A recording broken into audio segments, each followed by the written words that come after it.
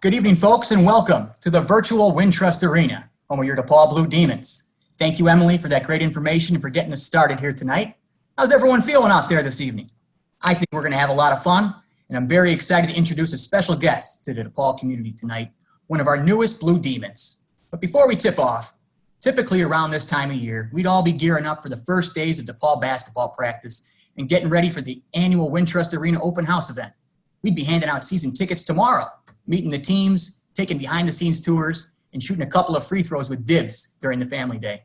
Alumni Weekend wouldn't be complete without celebrating on the Lincoln Park campus with a day filled with DePaul soccer and volleyball taking on our Big East rivals. This year, although it's a little bit different, I'm so glad and thankful that the Alumni office was able to put together a virtual event series to keep our Blue Demons spirit running wild this fall. As Emily mentioned, being your Blue Demons ticket manager, I've had the awesome opportunity to meet with so many on our guest list here tonight. Whether it's on the phone or in person, throughout the years, I can say the best part about Alumni Weekend, coming together with all of you, ringing in the ear with the DePaul community. We got a number of folks joining us on the call tonight from all over the country. So welcome to our alumni. Welcome to our season ticket holders, our friends, and our big-time supporters. And of course, our current DePaul students and their families. You truly are the lifeblood of DePaul University. Tonight, I mentioned we're going to take a little bit of time to learn more about our newest member of DePaul Athletics, his vision of the future, and some of those big blue dreams, which every one of you at home are all invited to be a part of. So with that, let's get the show on the road and meet our special guests. Tonight's moderator, who will be administering the Q&A portion, is Dan Allen. Dan is the Vice President of Advancement here at DePaul. In his capacity, Dan provides leadership and management strategies around individual, corporate, and foundation giving. He joined the university in 2015 as Associate VP for Principal Gifts. And prior to DePaul, he served as a Senior Associate AD for External Relations at the University of Chicago School of Public Policy. He also served as a VP of Institutional Advancement at Lewis in Romeoville and Loras College over in Dubuque, Iowa. Dan has worked in educational development for over 20 years. Mr. Dan Allen. And now, I'm very proud and honored to introduce your new Director of DePaul Athletics and the newest Blue Demon, Dwayne Peavy. As the ninth Director of Athletics in DePaul history, Dwayne leads the department after a 12-year stint at Kentucky that included the last 7 years as a Deputy Director of Athletics. Peavy comes to DePaul with experience in all areas of college athletics, with a special focus on men's basketball. In his 12 years at Kentucky, Peavy played a prominent role with fundraising, strategic planning, and media relations. He served as the liaison to the SEC Conference and the network offices and oversaw Kentucky men's hoops, which is considered the most successful Division I program in NCAA history, both in terms of all-time wins and winning percentage. Dwayne received his bachelor degree in accounting from the University of Monteballo and is currently pursuing his master's degree at the University of Kentucky, University of Louisville Executive MBA program.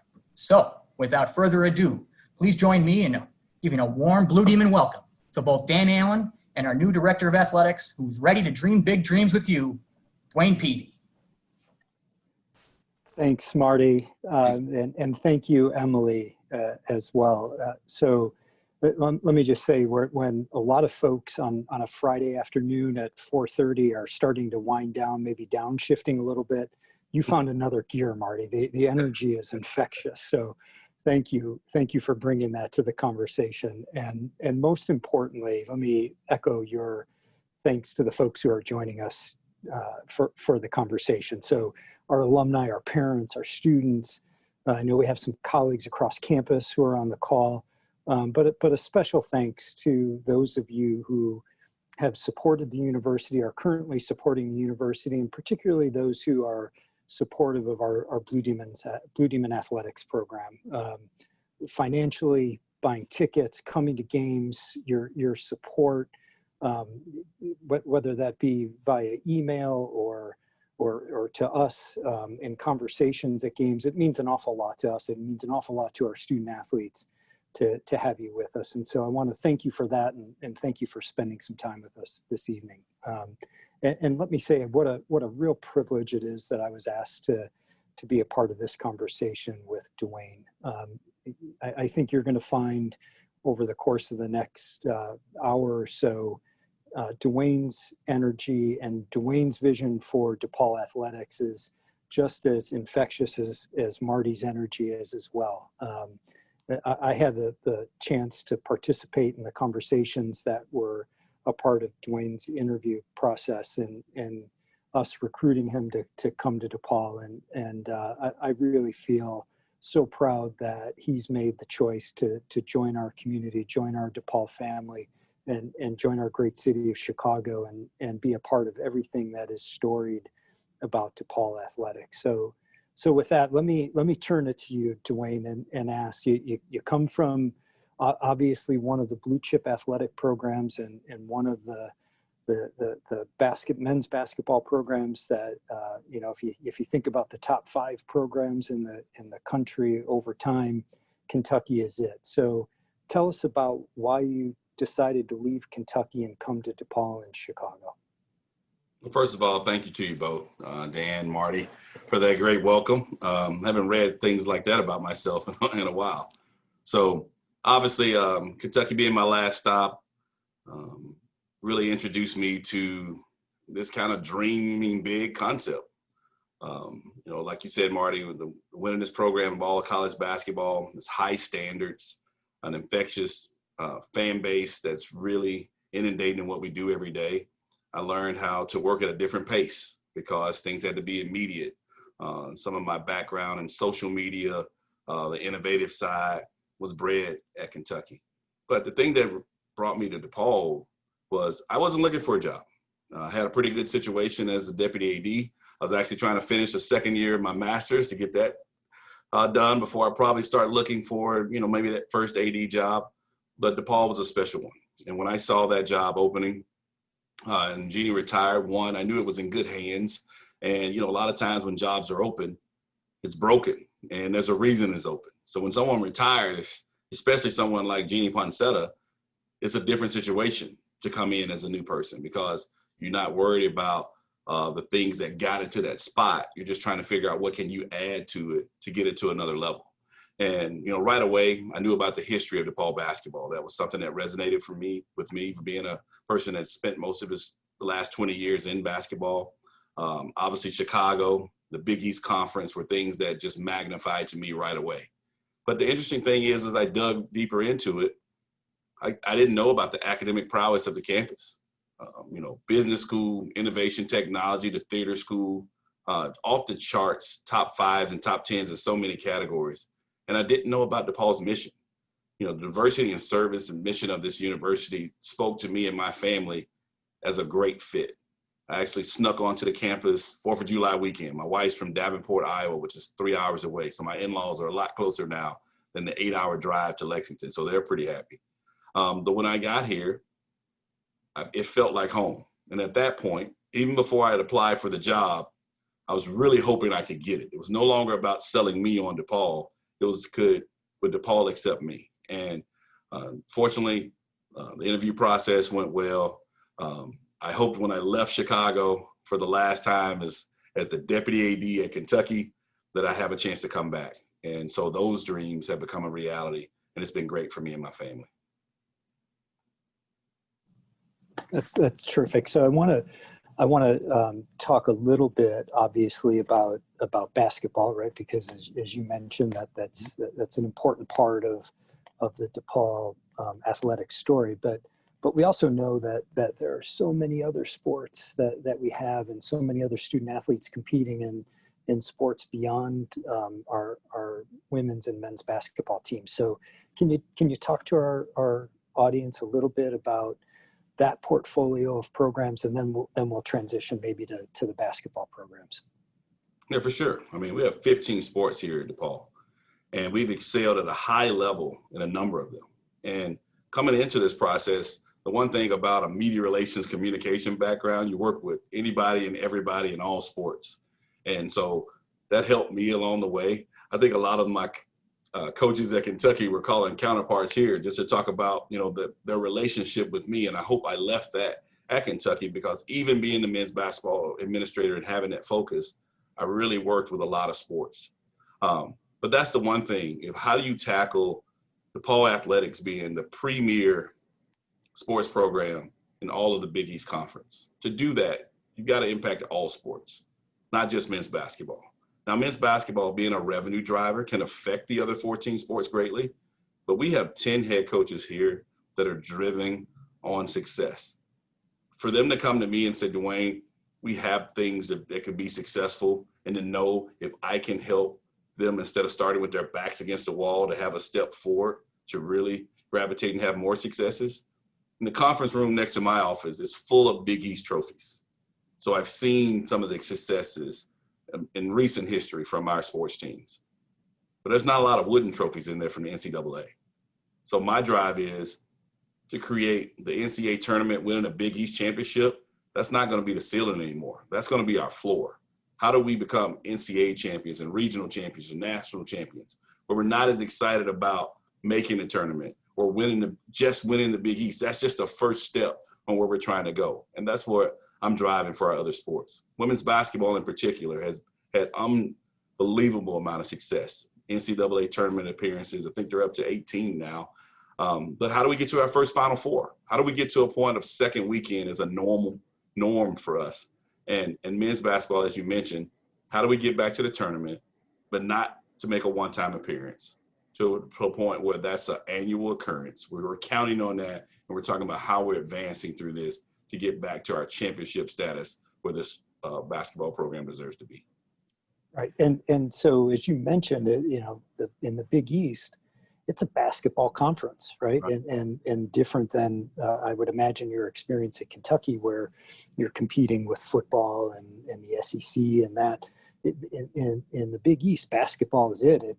It's arguably one of the best college basketball conferences in the country. And I think now with UConn joining, it's something like in the last decade, on the men's side anyway, 5 of the last 10 national champions have come out of the Big East, and obviously the UConn women have a great tradition in terms of their program, to say nothing of our own, and the number of consecutive years that Doug has taken the women's team to the NCAA tournament. So help us understand then.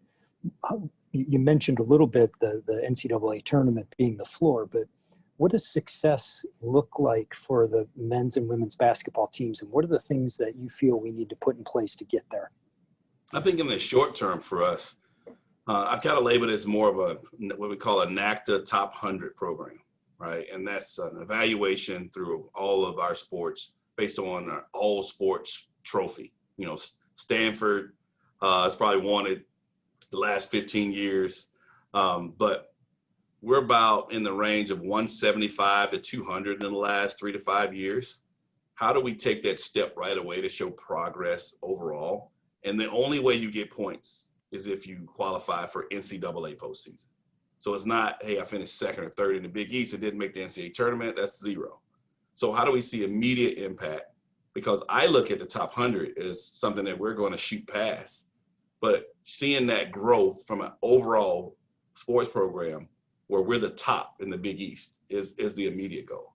But like I said, I came here to win championships. I didn't come here to do a little better. I didn't come here to get us out of last place in men's basketball. I came here to win championships, because that's what I'm used to at that championship level at Kentucky. I could have stayed there, have a chance to win a national championship every year. I'm not giving that up to come here and just have a little bit of impact.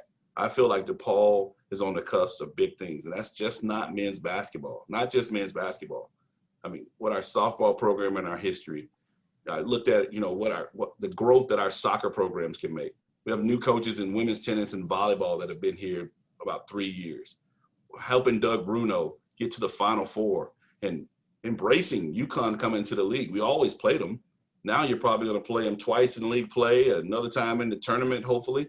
And how do we increase our profile to be one of those women's basketball programs that DePaul deserves to be in that conversation? How do we get into more dynamic events? Maybe it's something we create, but having that kind of impact to a point where all 15 sports, all 10 of our head coaches know that we are equipped, we have the resources to match the expectations of being championship level programs. That's what we're striving for. Yeah, and that's been so inspiring to me, Dwayne, to hear you talk like that, and to hear you outline your vision in that way, because we have at once this history of being what some folks referred to as the little school under the L, right? And excuse me, all of the things that come with that, the family and At one time, DePaul was obviously much smaller than it is now. And yet we're competing in one of the most high profile conferences in the country and at the very highest level. And so we have to push ourselves beyond how we've thought of ourselves in the past. And this idea of dreaming big and taking seriously the idea that we can and we should win national championships. We're in a world-class city at a world-class university, and we should expect nothing less. So talk to us a little bit about the pieces that you want to have in place to get to that level, right? In terms of facilities and the type of competition that you want to be in and week out, season in and season out. Paint a little bit of a picture for us so we can understand that better. Right. I mean, you probably heard me talk about dreaming big dreams, and that's just not throwing something out there and, thinking about the past and hoping we can relive it. I mean, it's really, what can you really think?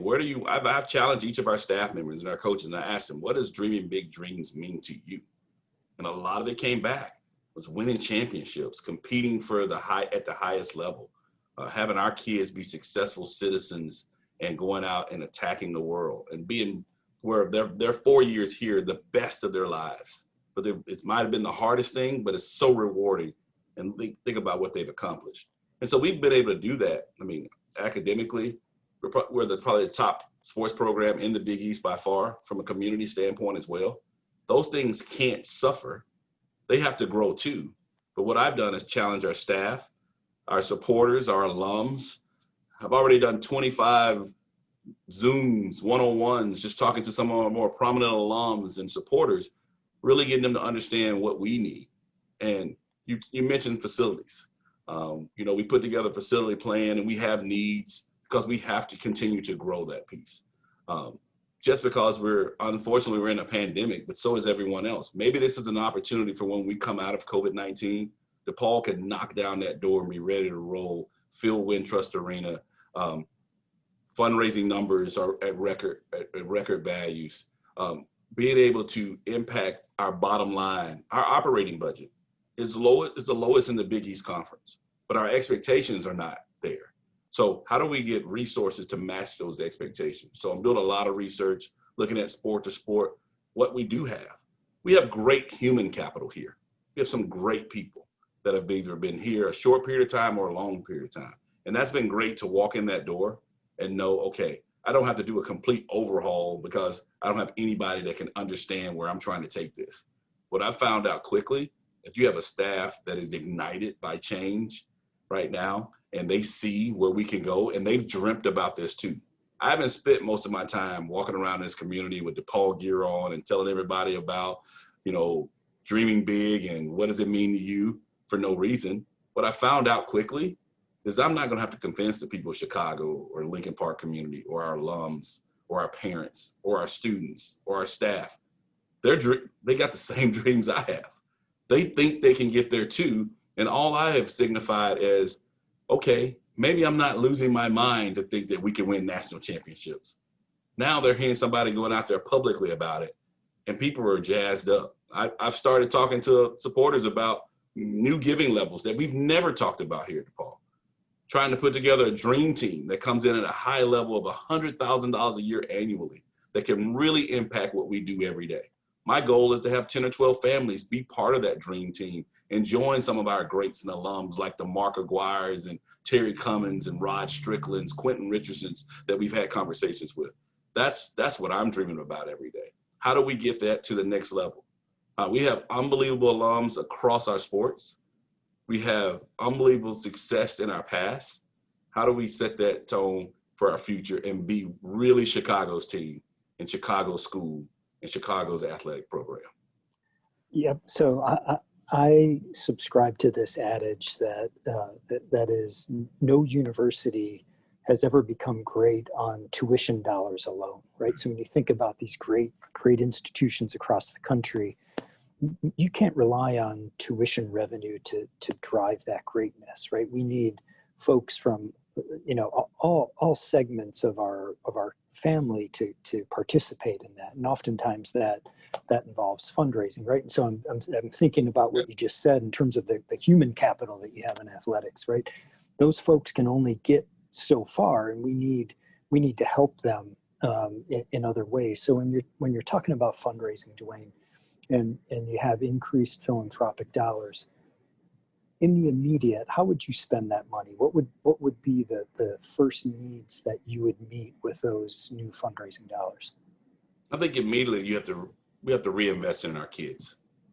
Obviously, this is a tough time from a mental health standpoint. We all went to college, and maybe we look back as the most fun time. This might not be that for them right now. And so getting a chance to compete and even practice and train, and hopefully we get back to the field and play of competition.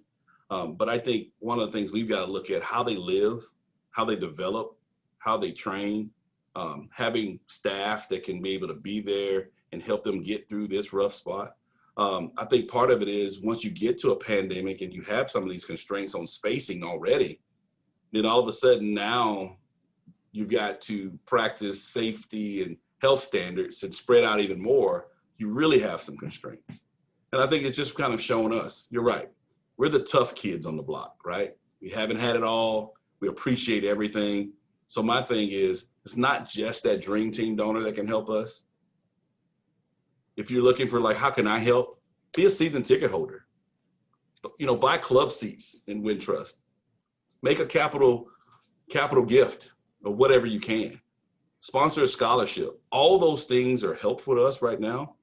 But our biggest focus is how do we affect our operating dollars, because that's going to have real effect on our students right now, because how they train, teaching them how to eat, sleep, develop as young people to great adults that can help lead the next generation. That's what we need help with, because right now they're doing it with their hands behind their back. It's a huge challenge, but that's why people are so successful from this university. But allow them to have a little relief, especially in a time like this. I can tell when I talk to these kids, they're so excited about being here. I don't know what they know about me, but I represent, okay, maybe it doesn't have to be so tough all the time because they're going through so much. But with that toughness, they're so appreciative. So if I can supplement what we're doing right now, even in a small way, it means so much to our programs, because from a budget standpoint right now, Dan, we've already spent budgets. They're already done for the fiscal year based on what we're able to afford in certain programs, because it's all upfront cost. They don't even have a chance to dream within it. They don't have a list of wants because they know they don't have the monies for it. So just getting to that point to supplement some of our budgets to get to a point where we can be more innovative. Can we use some data analytics in our training? Can we hire a nutritionist? We don't have a full-time videographer, or photographer. Those things to accentuate how to help brand these kids. Those are the things that can really impact our program in a short period of time. Yeah, this is why your answer is why I think you're such a great fit for DePaul, Dwayne.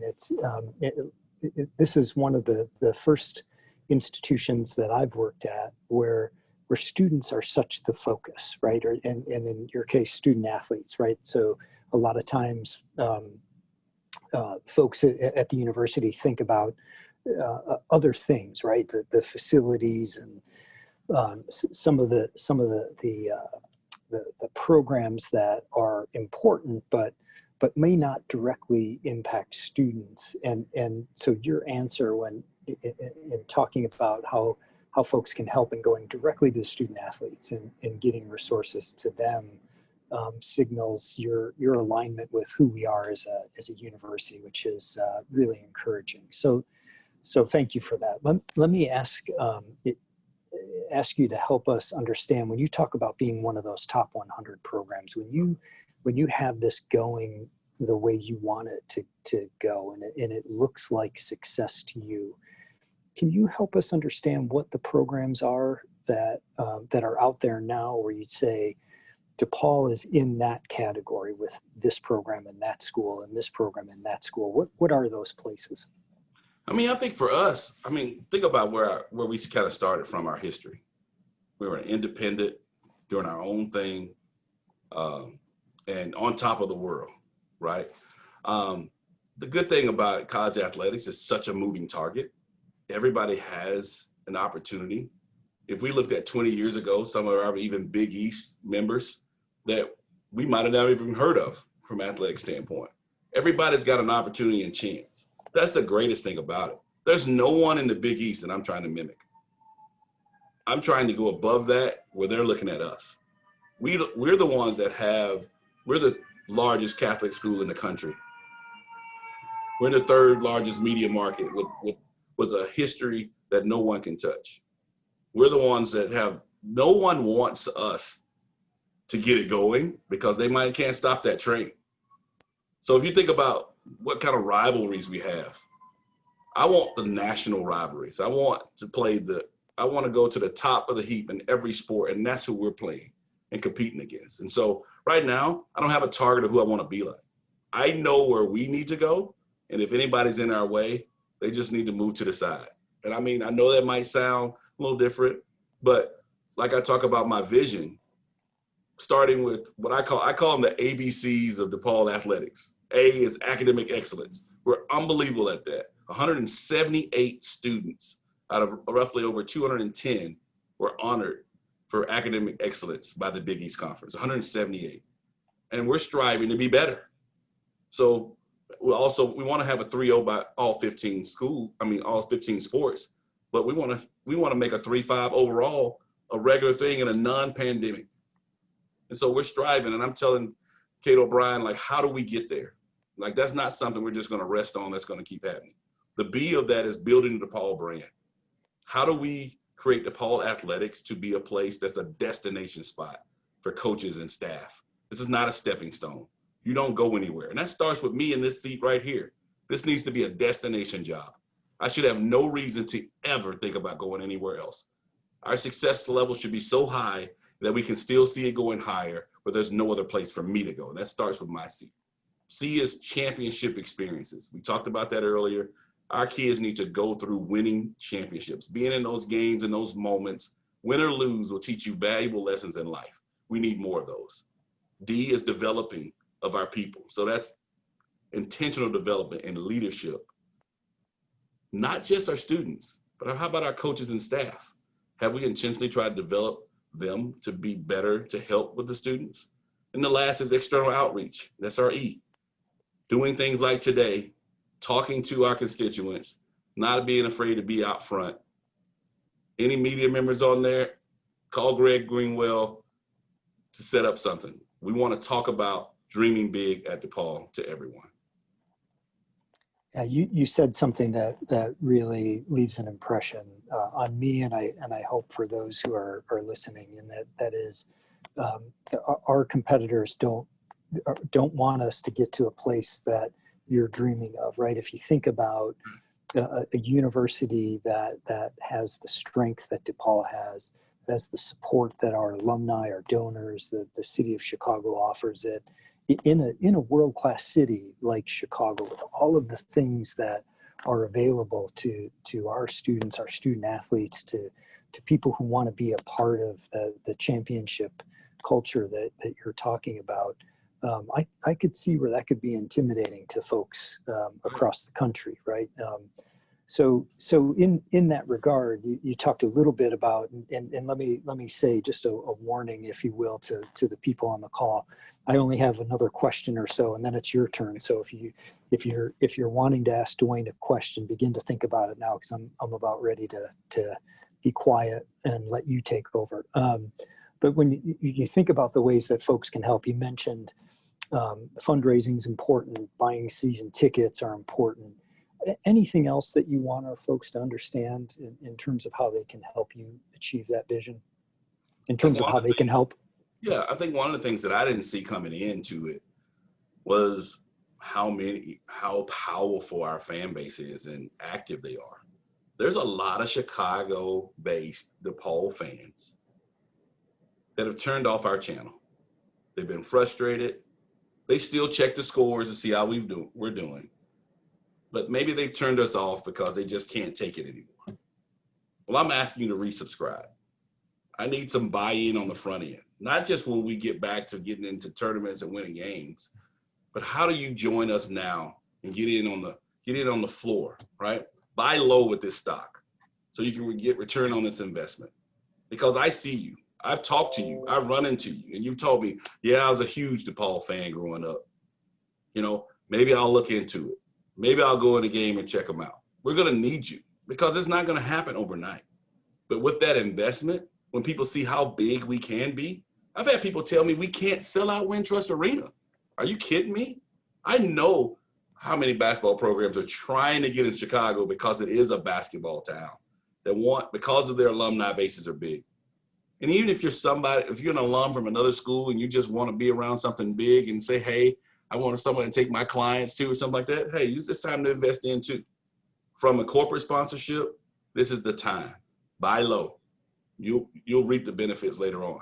And I think that's the thing with the alums that we're churning out year to year, being such a big school. Maybe you didn't have the athletic experience when you were a student here, but you know you're from DePaul and you have pride in your school. This is the time to get in on the front end. What I've done, Dan, when I was at Kentucky, I had an opportunity to help a lot of people because I was in a power position. I could say no to anything, but I chose to help a lot of people along the way too. And so I've cashed in all my chips on all those friendships, all those favors. I'm knocking on every door. We're going to have some home and homes that are big. We're bringing some big teams to Wintrust Arena because I'm going to be able to help with those things, thinking big, being innovative ideas, and some of the relationships I had. I didn't realize how many relationships I had in Chicago. And so I started looking at it, how many people were connected to here. And so I think those things are the things that really kind of caught me off guard because I didn't see it out there on social media. Believe me, I've been getting direct messages from fans. I'm getting emails now. I want to hear more. I want to hear what dreaming big means to you because we're going to kick every tire. We're going to check every tire to see what other thing can we get going here. And I think the sky's the limit. And I think Chicago needs it. You know, after what we've been through in 2020, what better way to start off 21 to really just blow this thing out and everybody see us just rolling down the hill with success. Yeah, I couldn't agree more. Chicago is such a great city and such a great sports town, right? And if you think about the personalities that have been a part of our sports scene in Chicago, coaches and athletes alike, it's a place that loves big dreams and big ambitions and people who don't quit and who accept nothing less than winning. And I can hear that in your voice. And I I'm think excited that's gonna, about it. I hope it comes I through. can hear it. I hear it. Yeah, that's great. I've told So our staff, you've got to match my intensity, right? I love it. Energy givers, not takers. So last question. I want to pivot away a little bit from the professional side, but tell us about your family and moving from Lexington to Chicago and never spent much time in Kentucky. I'm assuming a little bit warmer climate than what you're finding here in Chicago. So talk about your family and how you're adjusting to Chicago. Okay, well, I appreciate that. So my wife, Allison, we've been married 16 years. Our wedding anniversary was actually on my interview day here in Chicago for this job. So it's also my mom's birthday. So I told him, I said, you can't ruin this day for me by not giving me this job. I have my daughter, Caitlin. She's a freshman at Kentucky State. She's actually turned 20 today. So it's her birthday. So happy birthday to Caitlin. Happy birthday, Caitlin. My son, Braden, he's 13. He's an 8th grader. We're looking for a high school for next year. I've got all kinds of recommendations because there's so many great places to go. But right now, he's finishing school in Lexington remotely. And actually, Caitlin's coming to visit this weekend. So she's going to get a chance to come to Chicago while I'll do a little recruiting myself to see if I can get her to transfer to DePaul so she can be closer to us. But they're loving it. They got here about 2 weeks after I got to town. Also got my two dogs. I got a 7-month-old COVID puppy named April. She's a boxer Pyrenees mix, and then I've got a 7-year-old Jack Russell Beagle mix named Milo. He is the loudmouth of the family. So we're inundated here. We actually close on a condo in a couple of weeks. We have got an offer on our Lexington house as well, and hope to close on that the first week in November. So things are kind of moving, and we're going to be Lincoln Park residents, about a half a mile from the campus, because my wife was adamant about that she wanted to be the family to be involved. One, I can get home and back quicker. Two, when there are events going on campus, they want to be a part of that. They're used to being inundated in what we do at a campus, and that was important to me too. And so I can't wait. It's exciting. I don't mind it being a little cold. Now I know this is nothing. I know I'm from Birmingham, Alabama originally, so that's probably my basis on it. Kentucky was a little cold, but I'd rather have it cool than hot. I'm not going to say cold because I don't know real cold, but I'm not worried about that. They told me that they'll advise me on the type of jackets I need to have. My sports teams have already dropped off a couple of jackets to get me through the interim. And we'll see how January, February is. Two things. I've never been to Chicago in January or February, but until this year, I had never been to Chicago in the summer either. And that was pretty awesome. So hey, look, here's how we approach it. Just put a hat and gloves on and get to work, right? You'll be fine. Can I walk to work? You can walk to work, put your hat and gloves on, put some boots on, walk to work, and get after it. All right, sounds good. That's how we do it in January and February. All right, so I think Emily or Marty, that's it for my formal questions. Thanks, yeah. Awesome. That was very fun. Both for watching, and Dwayne, we'll have to check in with you in January or February again and see how that going. Okay. On the Chicago winter.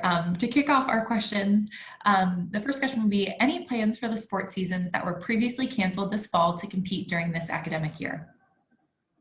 Yes. So right now we're having Big East meetings with the ADs. All our fall sports were just suspended. So nothing was canceled. And so the plan right now is to do those, I guess, for DePaul or in the winter and spring quarters. So in 2021. So we haven't finalized when those things will start, but all of our teams are training for a season coming up. So there's no sport of the 15 sports here so far that are not planning to have a season at this point. And so we're hoping to get those things started. It's going to be a very busy 2021 with both basketballs. I mean, basically all 15 sports will be playing in that one calendar year. So it'll be interesting. Good question. Awesome. Well, thank you. Sort of on a somewhat related COVID note. So our next question, many high school athletes are concerned that seasons canceled due to COVID will impede college opportunities. What does recruiting look like for this year and next year? And how will you continue to evaluate those athletes? Well, I think for us, at the Big East level, it's been a little different. I think it actually puts us at an advantage from some of the Autonomy 5, so-called Power 5 conferences, because you can't visit on campus. We can't go out to do home visits. And so some of our virtual recruiting, the focus on development and the staff has put us in an area of strength. Men's basketball in particular, the Big East has probably had one of the strongest years as a conference in recruiting, and we're having a good recruiting class as well. Signing day is coming up early next month. I think from that standpoint, recruiting is going well. Now, obviously, I have a son that's going to be close to being a high school kid, and I can understand if you feel like you're not being seen or recognized, but the roster spots and the scholarships are still going to be there. Now, everybody's restricted, which helps, but I just say, just be innovative. They have the good websites that sends out the footage and highlights and different things. But from what I'm hearing from my coaches, they know who's out there, and they just got to work a little harder, doing a lot more Zoom recruiting and recruiting visits that we're getting really good at. If you've seen our virtual tour, make sure you check that out online. Those are some of the things that we've used, some of the drone footage and things of that nature to help with recruiting, to give people a virtual visit to our campus and showing off Lincoln Park. Hey, what better way to do it to a lot more people, because I can do it virtually. Awesome. Thanks for sharing. And we'll see if we can send out that link to the virtual tour in the chat as well, in case anybody's curious about checking that out. Okay. So the next question is a little bit more lighthearted. Are there any plans to utilize the old Blue Demon logo for marketing and for the sale of fan gear for special or big games, or any sort of different merchandise? Well, I did ask some questions about it. One, I wanted to see if we still own the trademark licensing for the logo, which we do. I think it's a great logo that we could use from a historical standpoint, whether it's throwback games or uniforms. So talking to our partners like Nike and Kara Lacano and our staff about, what can we use it for? Maybe we use it as part of our a dream team uniform line that we want to do. We give a chance for our fans to help invest in what we're doing, but also show off Billy Blue Demon. So funny little story, a friend of mine had visited here a while back and had a cup, a big mug, and it's got Billy Blue Demon on it. And that was what I took around with me for either my Zoom interview, my interview in Chicago as one of my good luck charms, to hope would lead to me to being your athletics director. So I'm all about Billy Blue Demon for sure then. I love that. And I probably don't need any more DePaul merch, but if we do get some, I don't know that I can say no. Might change your mind? Okay. Our next question is, how will you develop a connection with former DePaul athletes? This person specifically says not only men's basketball and women's basketball, but help build stronger connections there and create more opportunities. Well, we're already starting down that line. I talked about some of the men's basketball conversations early on, but through the help of our development staff and our coaches, we're actually setting up alumni huddles right now. I mean, all we can do is virtual. Obviously, we don't have any events right now, but it's a great time to kind of have mini reunions, so to speak. And so I've asked each coach to set up an opportunity for me to meet as many alums that want to be on. We actually have a Zoom for men's basketball this Sunday for people that haven't had a chance where we had a one-on-one, but we're scheduling those now for all 15 sports. And so that's fun. Being in athletics my whole life, basically, I think that's a fun way, a unique way that they can meet me and, we can go back and forth. And I like to know some insight from them because, what do they see in the program? What does dreaming big mean to them? Because I really want to help us all feel that success. Great, thank you. Next question, what will you do to return the program to the great years of Raymeyer? Well, I think the biggest thing direct of that, I'm assuming, just reflecting on men's basketball in particular with Coach Meyer, is really, how do we, one of the things I've talked to some of his former players just to get a sense of our history and what made us so special. And I think a big part of that is the recruiting base of Chicago, how that fits into that. And I think that's going to take a lot of different efforts. One, we need our alums and our Chicago natives in particular to be true ambassadors to this program. They love DePaul. And I'm asking them to be more intentionally involved. And we've been talking about some plans on how we do that. And so that's going to be to come. But I want the kids in our community to look at DePaul as the place I want to go to before they even think about starting going to college. But we got to give back. We've got to give back to the community too. I've talked to Nike about, how do we get involved in the Boys and Girls Club that you've invested in Chicago with our young people directly with DePaul Athletics? How do we get more involved ourselves? I mean, we got great community efforts. We just started, a new Dibs Kids Club. How do we get more involved from the start at the grassroots? But also, how do we signal that things are different here now for the kids that are recruitable age or about to go to high school? And those are the impacts and discussions we're having right now. But I think the alums have a big say in how quickly that can happen. Because it's one thing for me to go up here and talk about DePaul basketball and we're going to be back and we're going to get things going. But when you see people that that you've loved, that you've rooted on, that you have all your faith in, not somebody just been here 46 days, somebody that you've known for the last 40 years that you've admired, saying those same things, that's where it resonates and changes. And so everybody I've talked to from an alumni standpoint, they are all in. And so I'm doing a little bit of recruiting on my own, kind of re-recruiting our own Blue Demons back into the fold to help be a part of my dream team. Awesome. Sort of on a similar note, or I guess a nice transition. The next question is, Chicago routinely turns out 4- and 5-star athletic talent at the high school level, particularly in the public school league. What does DePaul need to do to become more of a viable and enticing choice for these young athletes?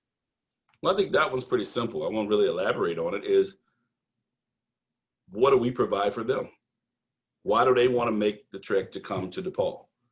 And we've got to be able to answer that question in a big way in a short period of time. One, we've got to lock in the recruits that we have. We got to get to signing day with the verbal commitments we have. But for future kids or spring signees, we need to signal things are really different versus me just talking about it. And that's not just wins and losses on the court, but pure, true investment. And that's some of the things I talked about with our alums, what we're doing innovatively, some of the fundraising, the season ticket campaigns. I'm ready to get into a point, figure out what we're going to be doing at games this year. Are we going to have, right now, we're trying to get to the start of the season. We're likely not going to have fans to start. How quickly can we get to a point of fans, and how many are they? But as soon as we know where we are there, let's quickly start talking about season ticket campaigns for 2021-22. And what are we doing with the schedule? How are we putting us on that stage to be one of those schools, to be that big brand that DePaul needs to be? Those are the things that are going to attract those 4- and 5-star athletes. My last 12 years at Kentucky, those recruitable athletes, I spent times with families, these young men, and I have a better sense of what attracts them. And those are the things that I'm sharing with our staff here to put my stamp on what we're doing in recruiting in our future. And so it's all what we can do together. It's all one family, our staff, our alums, our fans. What can we do? But it's really just getting DePaul on that national map, so you don't have to go somewhere else. You can come right here and get everything you want. Mom, dad, sisters, uncles, aunts, everybody, grandma can come to the game, and you can stay right here and reach your dreams here too. I love that. Great. On a note of what this season kind of will look like, when will the basketball schedule be released? I think the first thing we're warning is when the Big East schedule is released. We're still working through that. I think Big East Media Days, October 28th, so probably likely in conjunction with that. We're still working through health and safety parameters to decide on the Big East schedule, which will allow us to release our non-conference schedule as a whole. Right now, we're working on the options we have at non-conference. We can play 5 or 7 games max. 7 if we're in a multi-team event. I know you saw publicly that we were not going to be in the Las Vegas event. Right now, our current plan is to not play in one of the travel tournaments. A lot of them are breaking down. Some of the travel restrictions. We want to make sure we can play some games to get ready for Big East play. So we're likely going to stick with 5 non-conference games going forward. Most of those games are going to come from games we already had contractually, because if it's not impacted by the Big East schedule or the NCAA new start date, we're contractually bound to play those games. And so we're in negotiations with some of our previous opponents. So you're not going to see a bunch of new teams out of nowhere for this year, because we were already contractually bound to some of those games. But we've already started talking about some new innovative ways for next year. But this year, obviously, Big East schedule, getting to a point of playing 20 conference games in the Big East. Hopefully we can complete the whole schedule, get ready for postseason, and start enjoying some of those wins and championships in Wintrust right away. I mean, that's what our goal is. I went to practice yesterday. We just started practice 2 days ago with the 20-hour rule for official practice start date, and just seeing guys get after it. I missed that. I haven't been to a basketball practice since March, and it's been a long time. And so I needed it too. So I can only imagine how our kids feel. But we should have something out here soon, probably in the next couple of weeks. Great. Our next question is, would you please tell us what the 15 athletic programs at DePaul are? Because this participant said they didn't know we had that many. Okay. Well, what's probably throwing you off is track and cross country. So we have 10 head coaches, but track technically counts for 6. So there's men and women's cross country, there's men and women's outdoor track, and then there's men and women's indoor track. So that's probably what's throwing you off. So those are the 6. Then the other 9 are men and women's tennis, softball, men and women's soccer, men and women's basketball, And then what did I miss? Men's golf and volleyball. So those are the 15. Awesome. Didn't mean to give you a quiz or put you on the spot. No, I mean, I should know those. Great. Next question. Any chance we can get some away games scheduled in the Texas market, Dallas or Houston maybe, for the alums who live in the area? I will definitely put that on our list. I'll definitely put that on the list. We're looking for big tournaments in our future. So we'll make sure we look at those markets, those big TV markets, and some of the places that we'll put on our radar. Oops. Great. And then for our next question, one person said, we need more DIBS involvement. Okay. Any thoughts on DIBS's role this upcoming year, or more marketing or involvement from DIBS? Well, I haven't met DIBS yet, and I'm not sure I can have a conversation with DIBS because I don't think DIBS talks, but we are definitely using DIBS more. As I mentioned earlier, we're having our new kids club. It's called a DIBS Kids Club. I mean, I think DIBS has been a big factor of how can be involved in our marketing on game day. My hope is we can get fans in for this season and impact, and you can see the differences that we're heading in a different direction with our fan experience. One of the things that I want to start put together, part of our strategic plan, is that we're going to have a fan experience committee, and I'm going to be reaching out to some of you to join that committee and have a chance to have a role along with our staff and coaches. So be on the lookout for that. But I definitely am a big fan of DIBS. Demon in a blue suit is a pretty cool thing. Great. For our next question, any thoughts about doing an all Chicago area basketball tournament in the future, maybe including programs like DePaul, Loyola, UIC, and Northwestern? I actually looked at it this year to see, when we got up our MTE event, to see if we could pull off something this year. It became pretty problematic just from the timing because it's such a short window and what likely will be our non-conference play before. So I'm definitely a proponent looking to that. Some of the state of Illinois ADs, especially in the Chicago area, we've been talking about some of those things. And so we'll continue to do that because I think having something, a so-called, maybe a Wintrust Windy City Classic would be a great way to start off our season every year here in Chicago. So I'm definitely in favor of looking into something like that.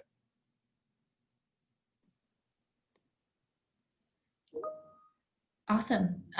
There were a couple similar questions on that. So I'm glad we covered those. But we have about 5 minutes left, and just want to make sure you and Dan both have the opportunity to share some final thoughts or any sort of last words before we wrap up tonight.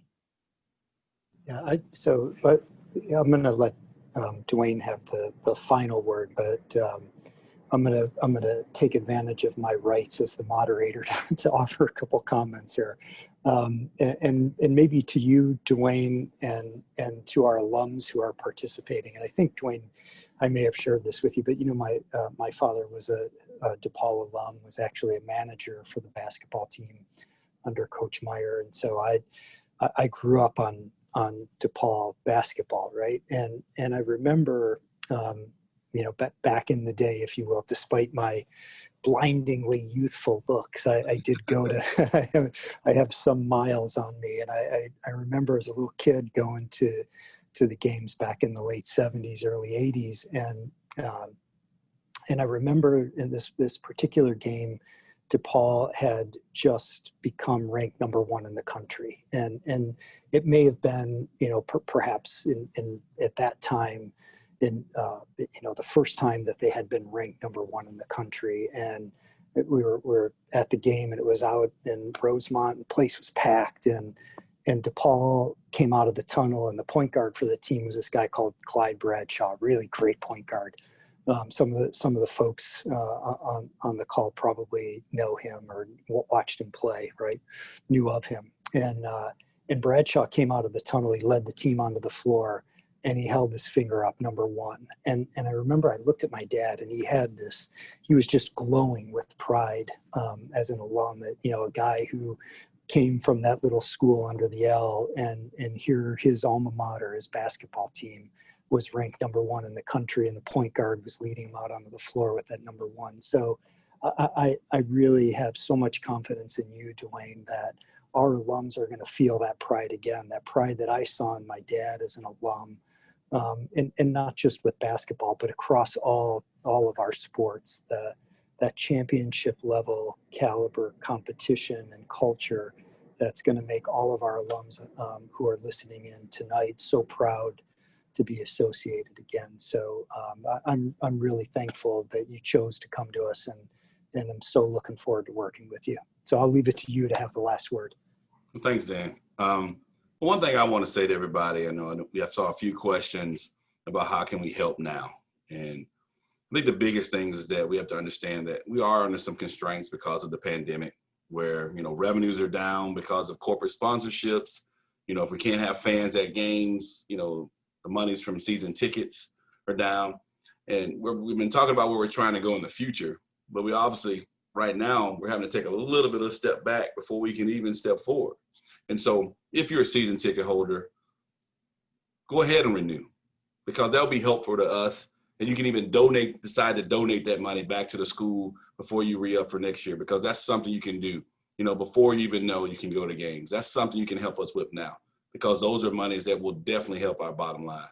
But I think the biggest thing is bring another friend into it, not just as a season ticket holder, but everybody's got somebody they know, whether it's a classmate or a community friend that's been a DePaul fan in the past that has just kind of given up on us. We need all the recruiting we can need. We need all of you to be recruiters out there, because this is a community that's starving for this success. I can tell you, I've been on the job 46 days, right? I have a 90-day plan. I'm halfway through, and I better hurry to get a bunch of boxes checked, right? But what I've seen in this community already, whether it was downtown, South Loop, West Loop, Lincoln Park, the same message I'm getting from everybody is that, man, I really would love to see DePaul get it back going. And keep in mind, we've had successes and championships in some other sports than men's basketball that have given us a glimmer of hope in how it can be. But if we can get basketball going, can you imagine if we can get the funding that can help our softball program, that can help our women's basketball program, men and women's tennis, volleyball? Right now, they're not getting anything from men's basketball. So those are why we talk about basketball so much in those pieces, because it can affect so many things. But all of you can affect us in that way too. We've done a lot with the little. It's like Dan said earlier, we're the little school under the L, right? So we come back with guns a-blazing, but we can have huge impact if we can just supplement what we're doing a little more. And that's not just your dollars. That's your attention. That's what you're doing on social media. So listen up. When we launch these plans, we need you all to show up and get after it. We're going to get integrated back in this campus too. When it opens up and we get students back in this campus, we're going to invest in what the students are doing every day, so they're investing in our events too. It's going to be reciprocal. We're not just going to ask the students to show up at our games. We're going to invest in what they're doing too. And so I can't wait till we just get out of this COVID-19. But while we're in it, there's so many things we can do to get things in place for our future success. And so I really just appreciate everyone's time today. I hope I didn't ramble too much. I hope you share some of my dreams and that I'm not losing my mind, because I had one day, I want to share this real quick. I was on doing some calls with alums and supporters, and 2 back-to-back calls you get on a Monday morning. Monday's a tough day for us all. And the first one told me, I'm so glad you came here. You don't realize what you coming from Kentucky meant to me and my family and my friends. That signified that maybe we have something special. And it's basically just seeing what I saw from the outside is what he was saying. The second call I got was basically telling me, I've already seen it. You're going to retire here. We're going to be successful. Your dreams are going to be a reality, and I'm going to help you accomplish those. What better way to start off a Monday? And so to know that you're in the right place, that you made the right decision, you have a lot of people that are feeling the same love that you feel tenfold, because you guys have been through the struggle. You guys have been through this year and year with us. hang with us, stick with us. We're going to be back. And I've enjoyed every minute of this. Go Blue Demons.